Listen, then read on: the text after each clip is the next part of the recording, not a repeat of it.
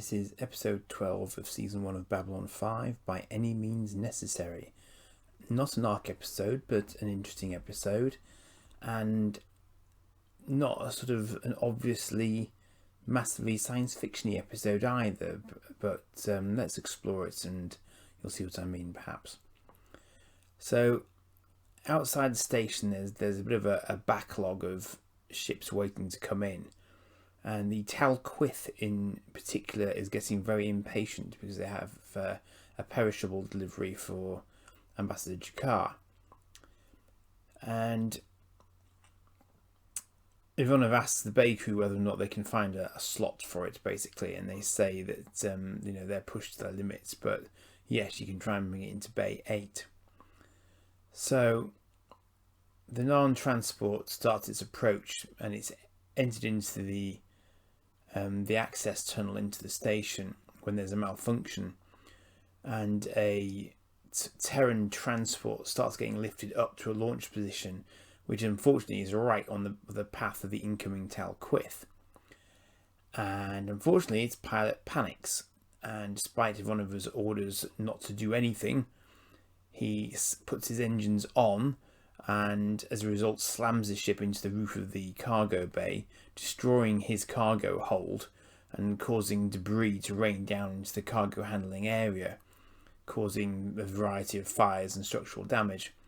Swift teams are dispatched on damage control, but the foreman, Eduardo, has 2 men trapped in the sealed off areas. So the hazard team go in. We see them going in fireproof kit, and they pull 2 men out, but one's gone, and it turns out that the one that's gone was the foreman's brother Alberto. In his quarters, G'Kar is performing a candlelit religious ritual, referring to Jaquan as the author of the reading. Natoth is seeking entry rather impatiently outside, and when she's finally granted access, she explains that the Jaquan F was destroyed when the Talquith had its accident, and G'Kar is clearly dismayed by this news. Back in Sinclair's office, Miss Connolly of the Docking Guild is having a very frank discussion with Sinclair and Ivanova about the accident and the state of repair of the docking bay systems with G'Kar present. Garibaldi says it isn't human error, it's a bunch of shoddy processes, and that of course the difficulties. And of course, as is sometimes the way, a safety critical system has been installed by the lowest bidder, which is not really conducive to a reliable system. There's a reference here to it being base 6 that's down, so I don't know if it was a sort of knock-on effect of where the debris landed, or if it's just a mistake and it should have been Bay 8 that's down. But anyway, either way, it's going to cause problems. And Sinclair is trying to get the budget upped when Senator Hidoshi calls in for him on the Gold Channel. It's a period called the Holy Days of Jaquan, and so G'Kar is searching for a replacement for the Jaquan F plant, which was lost on the promenade. And Londo is lording it over him about this fact, basically, because he knows it's a real problem for G'Kar. But it turns out there's a particular reason for this, because the only person who has a replacement who can be gotten to G'Kar in time, according to Natoth, is Londo. And Londo does a lovely sort of little double-handed wave at G'Kar as he leaves in a lift. In the command and control, Senator Hidoshi is no help to Sinclair whatsoever. The budget has not improved despite promises to the contrary by the politicians, and the dockers have got nothing. But apparently they can't strike as they're on a government contract. And yet, strangely, all of a sudden, dock workers are taking sick. Only, of course, not so much. Garibaldi describes it as being the blue flu. You can't strike, so the alternative is to start feigning illness, and effectively an illegal strike has therefore begun. Scene shifts to the docking bay, and things are getting heated as they debate what they should be doing, and Garibaldi arriving doesn't do anything to cool tempers down, but Connolly does agree to meet with Sinclair again. And meanwhile, we see that traffic is massively packing up outside the station, so we have lots of ships in a sort of holding pattern. It turns out that Connolly lost her father during an industrial dispute on Ganymede, so she's not one for backing down in this sort of scenario. Sinclair refers to something called the Rush Act being invoked. It seems to be some sort of ultimate sanction, but Connolly doesn't think the Senate is ballsy enough to invoke it. Meanwhile, G'Kar has very kindly been guarding Londo's quarters for him, sat in a chair, because apparently he left them unlocked, which of course he didn't. But unfortunately, he hasn't been able to turn up the G'Kar F plant in Londo's possession. So now he has to try and get it from Londo in a legitimate fashion. And Londo offers him a drink, but then notes to his amusement that of course G'Kar can't drink during the days of G'Quan. Somewhat ironically, Londo plans to use the seeds of the rare specimen, owing to his people's occupation of the Narn homeworld.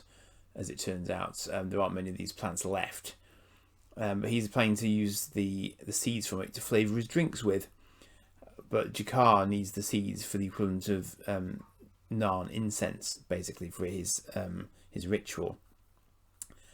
And so G'Kar finds himself between a rock and a hard place, and Londo wants a ridiculous amount of money for the plant. Elsewhere, Hidoshi is working his magic again. He's sending a specialist to Babylon 5 to negotiate a cessation of the illegal strike. But he's basically telling Sinclair to get ready with his troops in case the Rush Act is invoked regardless. Sinclair points out there are 1,000 dock workers on Babylon 5. But Hidoshi is clearly concerned about letting them set a precedent. And so this chap called Zento arrives. And he's clearly not going to be a very pleasant individual. Meanwhile, despite G'Kar raising a stupid amount of cash for a plant, Londo announces he has changed his mind, in no small part owing to the Narn treatment of his nephew on Ragash 3, which of course we saw in Midnight on the Firing Line, which is the first episode of the season. And G'Kar now has only a few hours left to perform his ceremony, which he needs the plant for. So back in G'Kar's quarters, he is not a happy Narn. And interestingly, it turns out that Na'Toth follows someone called Jalan and not G'Quan. So it seems that they don't have a sort of singular universal god as perhaps other cultures might have. But then we're not any different to that either, I suppose, when you stop and think about it. So anyway, G'Kar has a sort of plan B in mind, which he's going to task Na'Toth with. It's interesting that it's a docking guild. I hadn't really thought about it, but I do wonder if that's a bit of a Pratchett reference. I thought Terry Pratchett was quite keen on his guilds as well. But anyway, Zento's gone to meet them, and he's playing it cool, basically saying that it's a military station at the end of the day. So, of course, that's the focus for the budget.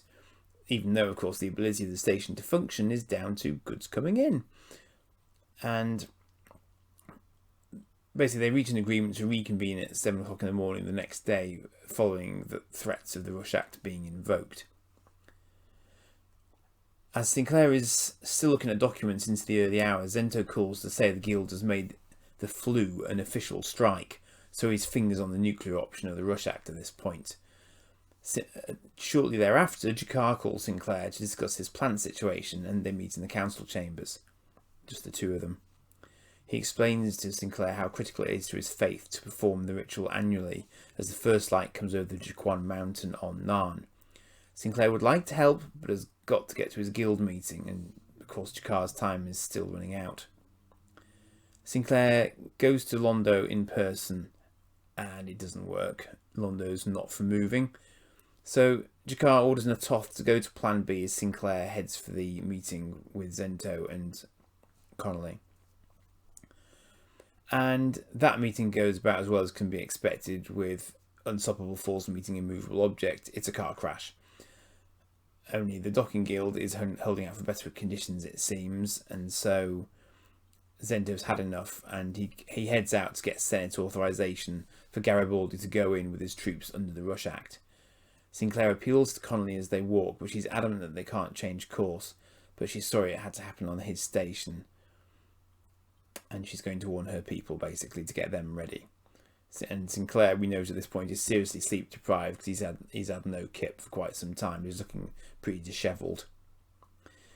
Meanwhile, on the command and control deck, one of us trying to calm the docking queue captains, and the press are trying to get a statement from Sinclair on the Rush Act, invocation, and Natotha's clearly half-hitched a Centauri goddess statue to try and pressure Londo into giving them the plant.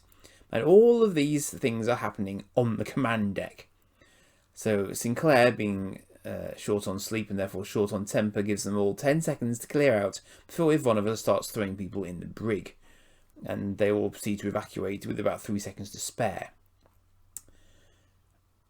Just to add to Sinclair's woes, Hidoshi then calls in CNC and apologetically, because he knows what the consequences could be, reveals that the Rush Act has been invoked by the Senate.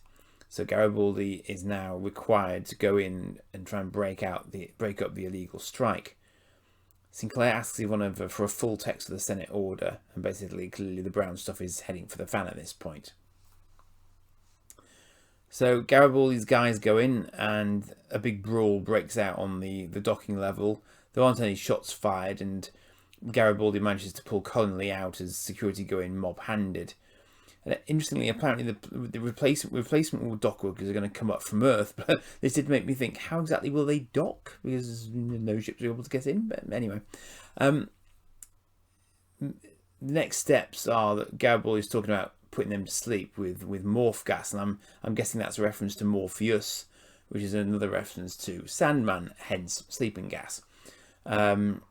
Sinclair appears to have something else in mind, though, because he tells Garibaldi to pull his men back to Blue Sector, and he heads for the docks with Connolly and Zento. As it turns out, Sinclair has been authorised to end the strike by any means necessary, quote unquote, and Zento confirms this to him. So Sinclair then goes on to give the dockers more money from the military budget and an amnesty for the acts that have gone on to date that would otherwise have landed them in hot water. When Zento protests, Sinclair says that he couldn't do it until the Rush Act gave him the authority to do it, and suggests to Zento that he shouldn't give someone a loaded gun unless he's sure where they're going to point it. And that's a point that one of Jack Nicholson's henchmen could have usefully known about during the course of Burton's Batman film. If you remember towards the end of that, one of Joker's henchmen gave him a loaded gun and Joker proceeded to shoot him with it. So, lesson learned. Sinclair is a very cranky man at this point, having not slept for 2 days straight. And he's still got G'Kar and Londo to deal with. So, back in the council quarters, he basically says G'Kar has to return the statue, despite him protesting that he doesn't have it, of course. And Sinclair has miraculously found an importation issue with the Jaquan F, because it's got a degree of sort of intoxication factored to it, so it should have been quarantined and hasn't been. So Londo's basically got to give it to Sinclair. So Sinclair can now have the plant once the statue is returned, but G'Kar will get the plant once the statue is returned. But of course, from G'Kar's point of view, it's too late because his time's gone. And that's partly the reason why Londo's happy to give the plant back at this point. But Sinclair's given some thought to this. And if I read the logic correctly, Sinclair says that the station is 12.2 Earth light years from Narn. So, of course, an Earth year will be different to a Narn year. But for G'Kar, it's 10 of G'Kar's light years. So, presumably their year period is different in terms of number of days. So as a result, G'Kar actually has more time to carry out the ritual than he thought, because Sinclair points out to him that the light that touched the Jaquan Mountains hasn't actually reached Babylon 5 yet. So what he's suggesting is that the light that hit the mountains 10 years ago is only now reaching Babylon 5. So he's actually still got some hours left to get ready to do his ceremony and do it and not be late. And G'Kar thinks, yes, that will do, basically. So G'Kar heads off to, quote, search, unquote, for this statue. Basically, he and Londo are just behaving like complete kids here, but although for Londo there was a serious side to it because he was out to exact some revenge from G'Kar for what he did to his nephew. So, that does make a certain amount of sense. And there's a reference here to Sinclair having been taught by Jesuits, because G'Kar's, impressed with his sort of religious thinking in this scenario. And Sinclair finally makes it back to his quarters to try and get some shut-eye, but just before he's about to shut his comm systems down, Senator Hidoshi calls through again, and he both congratulates Sinclair on a game well played, but he also cautions him that Zento had a lot of high up friends in Earth Dome and the Senate, and so as a result of Zento having lost, they're now embarrassed, and so they may now be gunning for Sinclair, which for him is, from his point of view, is basically nothing new. So the episode closes out with a rather nice scene where G'Kar finally manages to perform his ceremony with other followers of Jaquan on the station, and they do so in I think it's called the Rotunda, but it's a sort of meeting space that has an open view along the axis of Babylon 5. So as they're sat, the starfield is actually kind of rotating around them, which is a nice bit of effects work. And we close out with G'Kar singing and chanting, which is rather nice. So Andreas Kansoulis has got a good voice for that sort of thing. And they just sort of the camera gradually pans off the station, and that's the end of the episode. So sleep-deprived Commander Sinclair does manage to pull a rabbit out of his hat in this one, and I remember this episode quite clearly for that, because it was very, very clever. How he managed to use the Rush Act in his favour, because it just gave him the discretion to do what he needed to do to actually resolve the situation. But of course, we now know as well that in damaging Zento, he may experience some fallout, although we're not exactly clear what that might be. What's interesting about this episode, I think, is that the Docking Guild characters, who we've not seen before, get a substantial amount of airtime and good characterization. So we understand their motivations and their frustrations and the rage against the machine sentiment. If you consider the issues in the previous episode with the state of repair of the Cobra Bays, it's apparent that the recession on Earth that's mentioned in this episode is having a negative impact on the condition of the station. It seems like everyone's very hand to mouth, so tensions were inevitably going to be running high because everything's on a knife edge. Sinclair here demonstrates a lot of really good management skills, which serves to underline just how well educated he is, despite being sort of just a military commander. He's clearly looked at the military budget and understood where elements can be shaved to support the Dockers Guild, whilst also stretching the Senate's order to give himself the flexibility to use the Rush Act to his advantage, rather than having to break, or indeed gas, heads. It did occur to me after I'd finished this episode that we don't actually see Delenn this episode. So what we end up with is a sort of Laurel and Hardy-esque Londo versus G'Kar subplot again. I rather like the resolution of that, though, with Andreas' singing. And I'm not really aware that James has particularly strong beliefs in terms of religion in any particular direction. And I don't know how much he feeds into these non-arc episodes. But obviously this one again returns to the question of beliefs and how far they can drive us. And it's amusing that Londo sort of decries the Narn as being barbaric for being sun worshippers, whilst the Centauri still place significance in statues of the deities. It's a funny old universe, isn't it? So that's it for that one, and I will catch you on the next.